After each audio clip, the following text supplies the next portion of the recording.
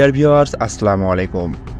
2009 সালে 25 ও 26শে ফেব্রুয়ারি ঢাকার পিলখানায় তৎকালীন বিডিআর বিদ্রোহের কথা আমরা অনেকে জানলেও অতীতে আনসার বিদ্রোহের কথা আমরা হয়তো অনেকেই জানি না।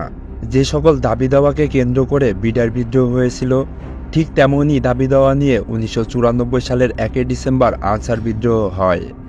বাংলাদেশের বিভিন্ন জায়গায় প্রায় 20,000 আনসার সদস্য এই বিদ্রোহে যোগ দিয়েছিল।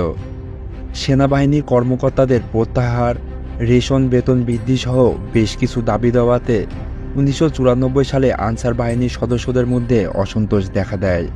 শফিপুর আনসার একাডেমিতে প্যারেডের জন্য জড়ো হয়েছিল আনসার সদস্যরা। প্যারেড শুরুর আগ মুহূর্তে একটি ঘটনা ঘটে।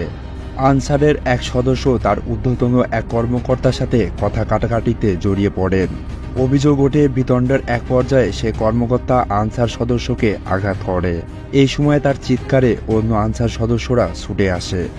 মুহূর্তেই বিক্ষুব্ধ হয়ে ওঠে আনসার সদস্যরা। তাদের বিক্ষোভ পরিণত হয় বিদ্রোহের, দাবি ওঠে 7 দফার। ওই দিন আনসার সদস্যরা 40 জন সেনা কর্মকর্তা ও তাদের পরিবারকে জিম্মি করে এবং তৎকালীন প্রধানমন্ত্রী খালেদা জিয়ার সাথে সাক্ষাৎ করতে চান।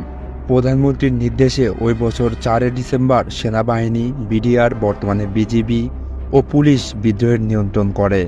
যৌথ অভিযানে 4 বিদ্রোহী মারা যান ও 150 জন আহত হয়। ব্যর্থ হয় আনসারদের বিদ্রোহ। ঘটনার পরে শাস্তি হিসাবে 2496 জন আনসার সদস্যকে গ্রেপ্তার ও চাকরিচ্যুত করা হয়। ভিডিওটি সম্পর্কে আপনার মন্তব্য কমেন্ট বক্সে জানান। ভিডিওটি ভালো লেগে থাকলে রাসেল সিবা চ্যানেলটিকে সাবস্ক্রাইব করে এরকম নতুন নতুন আরও ভিডিও বানাতে আমাদেরকে উৎসাহিত করুন। Thanks for watching this video. খুব দ্রুতই নতুন কোনো ভিডিও নিয়ে হাজির হব ইনশাআল্লাহ।